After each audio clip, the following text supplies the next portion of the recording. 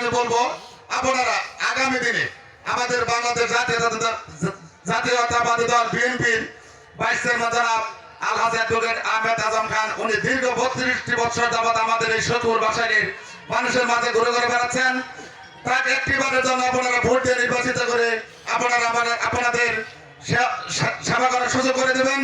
আমাদেরকে যেমন দুইবার করে আপনারা ভোট দিয়ে নির্বাচিত করে আপনাদের পাশে রেখেছেন, আমরাও কিন্তু বিএনপি করি। আমরা বিএনপির যে আদর্শ আছে সেটি আমরা লালন করে ধারণ করে আমরা চলি।